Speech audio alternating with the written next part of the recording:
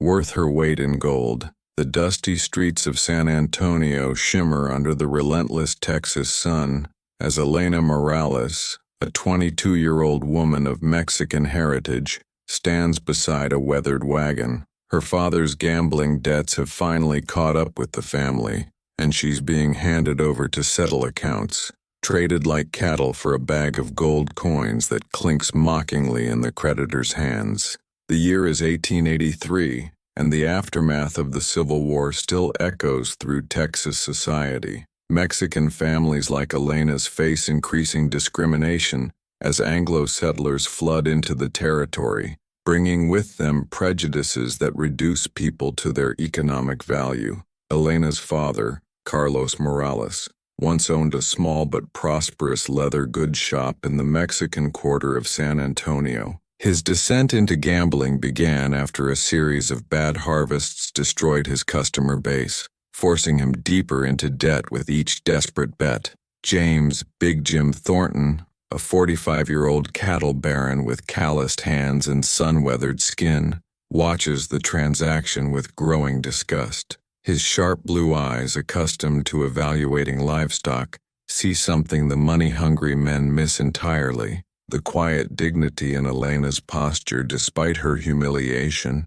the way she holds her head high even as tears threaten to fall. Jim's own past includes memories of his younger sister, sold into an arranged marriage to settle family debts back in Virginia, a trauma that shaped his views on treating people as commodities. The creditor, Silas Blackwood, represents everything Jim despises about the new Texas. A carpetbagger from the East who sees the frontier as a place to exploit rather than build. Blackwood's intention to hand Elena over to Iron Mike Sullivan, a saloon owner notorious for working his girls to death, fills Jim with a rage that burns hotter than the Texas sun beating down on the dusty plaza. "This ain't right," Jim mutters under his breath, his Texas drawl thick with disapproval. The heat radiates off the adobe buildings around them, and the smell of dust, horse sweat, and mesquite smoke from nearby cooking fires fills the air. When Blackwood tries to complete the handover, Jim steps forward, his boots echoing on the hard-packed earth. "I'll double whatever he's offering," Jim announces, his voice cutting through the afternoon heat like a blade. The transaction shifts, and Elena finds herself looking into the eyes of a stranger who just paid twice her price, not for exploitation, but for something she can't yet understand. The bag of gold coins changes hands again, but this time Elena senses something different in the exchange. As they ride toward his ranch in his sturdy wagon, the vast Texas landscape stretches before them. Mesquite trees dot the horizon like ancient sentinels, and the sound of cattle lowing in the distance mingles with the creak of wagon wheels and the steady clip-clop of hooves. Elena sits rigid beside this imposing man, her hands clasped tightly in her lap, uncertain whether she's been saved or simply sold to a different kind of master. The silence between them stretches as wide as the endless sky above. Chapter 2. The Broken Circle Ranch. Learning to trust again. The Broken Circle Ranch sprawls across thousands of acres of Texas hill country, where bluebonnets bloom in spring and the Guadalupe River winds through limestone bluffs carved by centuries of patient water. Jim's ranch house, built from local stone and timber, reflects the practical elegance of a successful cattleman who values substance over show. The structure sits on a rise overlooking the river valley, its wide porches designed to catch every breeze in the sweltering Texas heat. Elena's first morning begins before dawn, with the sound of roosters crowing and the distant bellowing of cattle being moved to fresh pasture. The air carries the scent of coffee, bacon, and wood smoke from the kitchen chimney. Jim appears at her door, not to demand labor but to offer her breakfast and explain her situation. His approach is careful, respectful, maintaining distance to avoid triggering her obvious fear. "You're not a servant here," he says simply, his weathered hands wrapped around a steaming cup of coffee. "You're under my protection until you decide what you want to do with your life." The words sound foreign to Elena's ears. accustomed as she is to being told what her life will be rather than being given choices. The ranch bustles with purposeful activity. Miguel Santos, Jim's Mexican-American foreman, who becomes Elena's cultural bridge, speaks to her in rapid Spanish, his weathered face kind but assessing. He's worked for Jim for 15 years, rising from a simple vaquero to trusted manager through competence and loyalty. Sarah Beth Williams, the ranch cook whose maternal warmth slowly melts Elena's defensive walls, is a widow who found refuge at the ranch after her husband died in a cattle drive accident. Tommy McKenzie, a young cowhand barely 20, treats Elena with respectful friendship rather than the leering attention she's learned to fear and expect. Elena struggles with her new reality, her mind unable to process kindness without suspecting hidden motives. Having been treated as property for months, she can't comprehend Jim's behavior without searching for the trap, the eventual demand for payment. She flinches when he approaches, speaks only when spoken to, and keeps her eyes downcast. Behaviors learned from months of being treated as less than human. Her sleep is fitful, filled with nightmares of being sold again, of hands reaching for her in the darkness. The Texas landscape becomes a character itself, morning mists rising from the river like ghostly fingers, the way afternoon thunderstorms roll across the plains with dramatic intensity, lightning illuminating the vast sky in brilliant displays of natural power. The profound silence of star-filled night seems to stretch forever, broken only by the distant howl of coyotes and the gentle lowing of sleeping cattle. In this vastness, Elena begins to feel both lost and strangely free, as if the endless horizon offers possibilities she's never dared imagine. Chapter 3. Finding her voice. More than survival. As weeks pass under the relentless but nurturing Texas sun, Elena slowly emerges from her protective shell like a wildflower after rain. She discovers Jim's extensive library, unusual for a rancher in this time and place, and learns he's a man of surprising depth who reads everything from agricultural journals to poetry. The leather-bound volumes line the walls of his study, their spines worn from frequent handling. Their first real conversation happens over a book of Walt Whitman poems, where Elena shyly admits she can read both English and Spanish fluently, a skill her grandmother insisted upon despite her father's objections. "Education is the one thing nobody can take from you," Jim tells her, his respect evident in his tone, and the way he looks directly into her eyes rather than past her. "Your mind is your own, always." These words plant seeds in Elena's consciousness, the radical idea that she possesses something of permanent value that exists beyond what others might pay for her.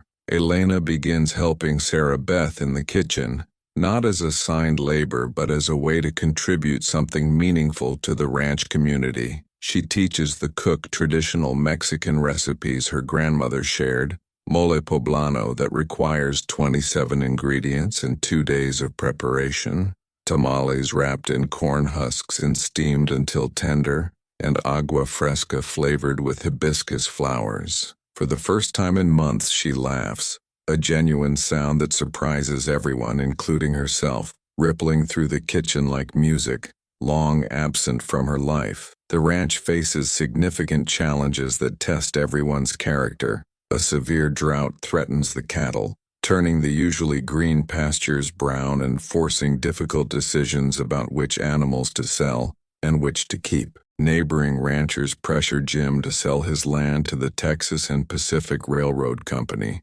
offering sums that would make him wealthy beyond his current means, but would destroy the community he's built. Elena watches Jim navigate these problems with unwavering integrity, refusing to compromise his principles even when it cost him financially and socially. Miguel becomes her confidant and cultural interpreter, sharing stories of his own journey from poverty in Sonora to respect as Jim's trusted foreman. Through him, Elena learns that Jim has a reputation for fairness with Mexican workers in a time when such treatment is rare and often economically disadvantageous. Miguel tells her about the time Jim stood up to a group of Anglo ranchers who wanted to pay Mexican workers half wages, how he threatened to blacklist anyone who participated in such discrimination. A turning point comes when Elena witnesses Jim defending one of his workers, Joaquin Herrera, from Sheriff Caleb Morrison, a racist lawman who assumes any Mexican man with money must have stolen it. The confrontation happens in broad daylight in the town square, with dozens of witnesses watching as Jim puts his reputation and safety on the line to protect someone with less power. Elena sees him risk his standing in the community to uphold justice, and she begins to understand that his kindness toward her isn't pity or charity. It's principle lived out in daily action. The Texas landscape mirrors Elena's internal transformation. Spring rains finally end the drought. Wildflowers bloom across the pastures in brilliant displays of color, and the ranch comes alive with new growth and possibility. The Guadalupe River runs full again, its waters clear and cold, and Elena finds herself sitting by its banks in the evenings, watching the sunset paint the sky in shades of orange and purple she never noticed during her months of captivity. Chapter 4. The Test of Character. Standing Ground. Elena's carefully constructed new world shatters when her father arrives at the ranch on a sweltering July morning, desperate and drunk, his clothes dirty and his eyes wild with the desperation of a man who has lost everything. Carlos Morales demands Jim return his property so he can sell her again to cover new gambling debts that have accumulated like storm clouds on the horizon. The confrontation happens in the ranch's main yard, with the entire community of workers watching from porches and doorways, their faces tense with concern and anger. "She's not property," Jim states firmly, his hand resting protectively on Elena's shoulder, his voice carrying the authority of a man accustomed to being obeyed. "She's a human being with the right to choose her own path." The words hang in the air like a challenge, drawing a line in the dust that Carlos must decide whether to cross. Elena faces her greatest test since arriving at the ranch. Will she allow herself to be dragged back into a life of being traded and used like livestock? Or will she find the courage to claim her own worth and agency? The moment stretches like the vast Texas sky above them, filled with tension and infinite possibility. Her heart pounds so hard she can hear it over the sound of horses stamping and the distant lowing of cattle. For the first time since her ordeal began, Elena speaks up for herself, her voice initially shaking but growing stronger with each word, as she tells her father she won't be sold again. Not to him, not to anyone, not ever. The words come in both Spanish and English, representing her complete identity rather than hiding parts of herself to make others comfortable. She speaks of her worth as a human being, her right to choose her own destiny, and her refusal to be reduced to a monetary value. Jim backs her decision completely, offering Carlos money to settle his debts without requiring Elena's sacrifice, a gesture that demonstrates his commitment to her freedom rather than his ownership of her. When Carlos refuses the generous offer and threatens violence, raising his hand as if to strike his daughter, the ranch community responds as one. Miguel steps forward with his hand on his gun. Sarah Beth moves to Elena's other side. Tommy and the other cowboys form a protective circle, and even the ranch dogs seem to sense the tension, growling low in their throats. The arrival of Sheriff William Hayes, a new lawman who replaced the corrupt Morrison, changes the dynamic entirely. Hayes respects Jim's reputation and listens to Elena's testimony about her treatment. When Carlos continues to insist on his rights as Elena's father, the sheriff calmly explains that human trafficking is illegal under both Texas and federal law, regardless of family relationships or debts owed. Carlos leaves empty-handed, but not before cursing both his daughter and her protector in language that makes several of the cowboys reach for their weapons. His final words, that Elena will never be anything more than what men are willing to pay for her, echo across the yard like a gunshot, but they no longer have the power to wound her, as they once did. That evening, as storm clouds gather over the hill country and lightning illuminates the vast sky. Elena and Jim sit on the ranch house porch, listening to the distant rumble of thunder. She thanks him not just for protecting her, but for showing her that she deserves protection, that her safety and happiness matter simply because she exists. "You always deserved it," Jim replies quietly, his voice barely audible over the approaching storm. "I just helped you remember what you knew before the world tried to convince you otherwise." Chapter 5. Worth Beyond Gold. The Price of Freedom. 6 months after arriving at the Broken Circle Ranch as human cargo, Elena has transformed from a broken young woman into someone who knows her own value and refuses to accept less than she deserves. She's become the ranch's bookkeeper and business manager, her education and bilingual skills making her invaluable in dealing with both Anglo and Mexican cattle buyers, railroad representatives, and government officials. Her neat handwriting fills ledgers with precise records of cattle sales, feed purchases, and payroll calculations that keep the ranch profitable even during difficult economic times. The Texas and Pacific Railroad Company makes one final offer for Jim's land, enough money to make him wealthy beyond his current means and set him up for life in comfort and luxury. The offer comes through Harrison Blackwood,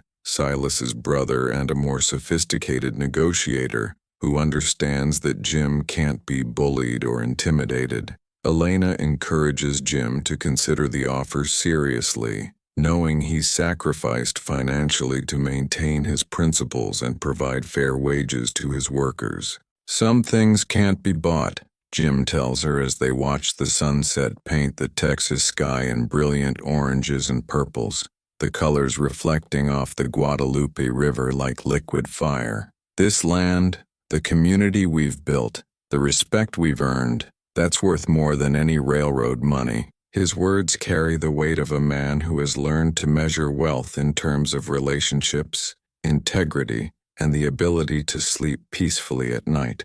Elena realizes she's learned the same lesson about herself through months of patient healing and growth. Her worth isn't determined by what others are willing to pay for her, but by her own character, intelligence, capacity for growth, and ability to contribute meaningfully to the world around her. She's saved enough money from her work to leave the ranch and start fresh anywhere she chooses. But she's found something more valuable than financial independence, a place where she's respected, a community that values her contributions, and most importantly, an unshakable knowledge of her own worth. The story concludes not with a romantic resolution, which would diminish Elena's journey of self-discovery by suggesting she needs a man to complete her, but with her decision to stay at the ranch as Jim's business partner and co-owner. She's negotiated a formal partnership agreement that gives her legal standing and financial security, while allowing her to continue the work of building a community based on respect and fairness, rather than exploitation and greed. The final scene shows Elena teaching reading and arithmetic to the ranch workers' children, both Mexican and Anglo, under the shade of ancient oak trees whose branches have witnessed decades of Texas history. The children's faces reflect the diversity of the new Texas, brown and white, speaking Spanish and English, learning together in a way that offers hope for a more just future. Jim watches from a distance, proud of the strong, confident woman she's become, and grateful for the way her presence has enriched not just his life, but the entire ranch community. As the camera pulls back to show the vast Texas landscape stretching to the horizon, Elena's voice provides narration that ties together all the themes of her journey. "I was traded for a bag of gold coins, but I learned that my true value could never be measured in money. It was in my courage to survive the worst that humans can do to each other, my willingness to trust again despite every reason not to, and my determination to help others find their worth too. The gold that bought my freedom was nothing compared to the wealth I found in discovering who I really am." The story ends with the authentic sounds of a life built on respect and dignity, children's laughter mixing with the gentle lowing of cattle, the whisper of wind through mesquite trees, and the distant splash of the Guadalupe River flowing toward the Gulf of Mexico, carrying with it the promise of new beginnings and the certainty that every person's worth is truly immeasurable.